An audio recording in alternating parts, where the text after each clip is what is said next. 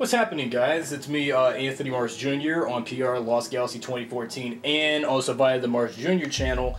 And I bring you my very first non-toy or so product review presented by my self-devoted fan page on Facebook. Well, as you may know, this past week, since this is the 4th of July weekend, that this past Monday was the 10th anniversary of Spider-Man 2, one of the best Spider-Man movies of all time to date, as I like to call, and one of the best movies of the Sam Raimi trilogy.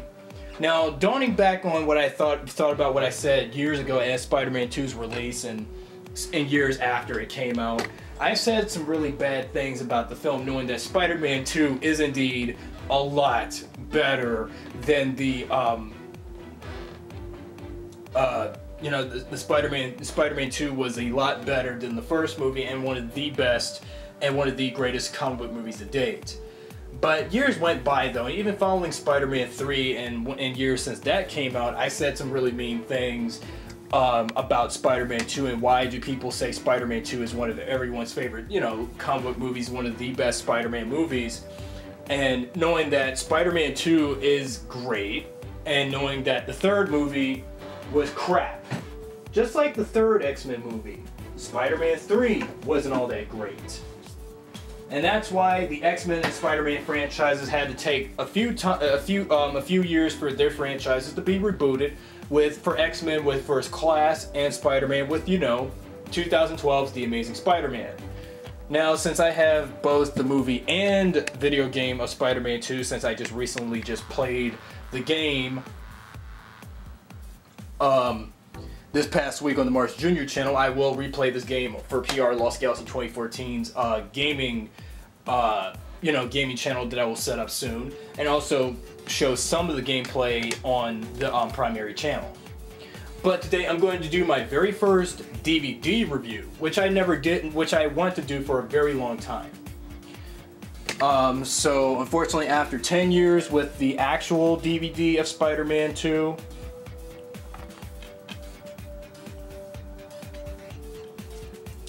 I'd say it's time I gave the original cut of permanent retirement and say welcome to my long-awaited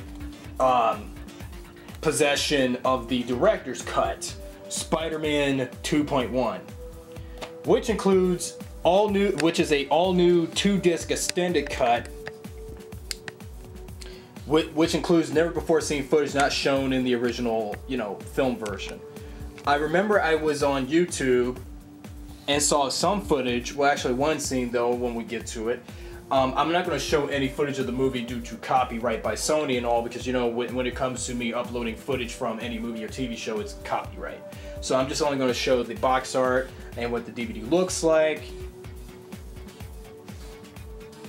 Some of the special features from the original release is also present, but this time for disc 1, when it comes to which comes with a audio commentary that wasn't included in the original DVD release, because as you can tell from the difference in the original DVD release of Spider-Man 2 for disc 1 of the commentary that has the movie, there are 2 commentaries, one being Sam Raimi and Tobey Maguire doing their primary commentary, and not Alvin Sargent, Grant Curtis and Marvel's own Avi Arad in another commentary, and the second commentary is the visual and special effects crew, which comprises Scott Stockdyke, John Dykstra, and the animatronics crew behind Doc Ock's tentacles as the second commentary. But on the 2.1 cut, you get an audio commentary by the late producer Laura Ziskin. Well, yeah, rest in peace, Laura. I know your commentary was present years before your death and all. And also Laura's husband, screenwriter Alvin Sargent. We do have another trivia pop-up. Facts was pretty much probably the same thing as what we have on the original release. Disc 2 has, well, for the 2.1 cut, you have a sneak peek of Spider-Man 3. Well, it's like, do we need to see that? again, really, I mean, let's face it, I hated the third Spider-Man. Forgive me for saying Spider-Man 3 sucks, but really it did suck. The Inside 2.1 featurette, a Danny Elfman featurette. Yeah, because I really love Danny Elfman and his music for Spider-Man and of course Batman. The With Great Effort Comes Great Recognition featurette, brand new featurette not shown in the original release, because in the original release there was the Making the Amazing 12-part documentary on how production on Spider-Man 2 was made and all that. One of the many things I love about buying movies and watching is when I have a 2-disc edition of a movie, I always love watching, you know, behind the scenes stuff of how these people make these movies and how is the movie being processed and how long does it take for pre-production and how's the cast is settled and how filming is done and all that. I really love such features. But yeah, and then also you got this other new feature, visual effects breakdowns, and an in-depth look at the visual effects of Spider-Man 2.1. The difference is the original cut was 128 minutes. No. Yeah, I was right, 128 minutes according to the original cut DVD. The new cut is 136. Okay. Now let's look at the DVD outside from the slide box for a moment. Just wow. Oh yeah, that's right. I got this brand new. But the difference is, this is something from the box cover. This is the final cover for the of the DVD case. So what I'm gonna do is take a look at what the discs look like, because I couldn't get a good glimpse at this when I ordered it off. Now I got this off Amazon from a seller here in Maryland, since I live here in Gaithersburg, and it got here no less than a day for it to be shipped. And I'm glad that I got this, because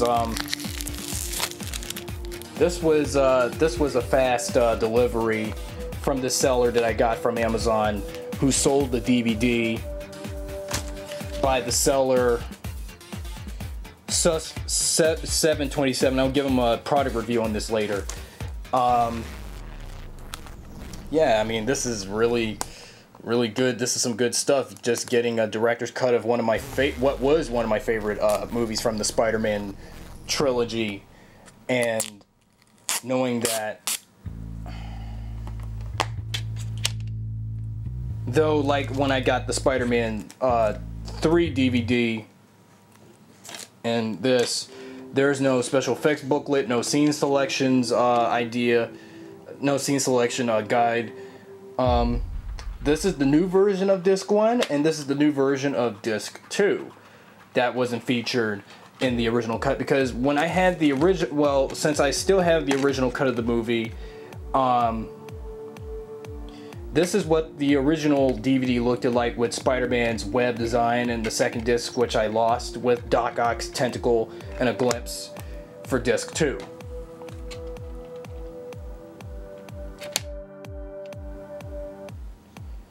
Well, although this is the unrated cut, the original cut still has the PG-13 rating. Now, in spite of this being the extended cut of the film, I really do like the packaging. I do like the way how the disc designs are. Even when I watched the movie, I just found out that all of these scenes pretty much substitute the scenes that wasn't included in the original. And I have to say, I think I rather prefer this cut of Spider-Man 2 than the old one, because, well, I got tired of the old cut so fast. I would highly recommend, for anyone who loves this installment of Sam Raimi's Spider-Man trilogy, to pick up the director's cut while it's still available online and pretty much in stores. But though this director's cut this DVD was already been released following the release of Spider-Man 3. So I would highly recommend anyone to get this DVD. Even if you are a die-hard Sam Raimi Spider-Man fan, then a current, you know, Mark Webb, Andrew Garfield Spider-Man fan, I would highly recommend, especially for Spider-Man 2's 10th anniversary, to pick up this DVD. Because I want to continue celebrating this movie's 10th anniversary until when I get to another, one of my other favorite movies from 2004 and celebrate its 10th anniversary. So anyway, this is Anthony Mars Jr. on PR Lost Galaxy 2014 and the Mars Jr. channel. Thanks for watching, and I'll see you guys right back here next time with more product reviews, DVD reviews, and all kinds of things.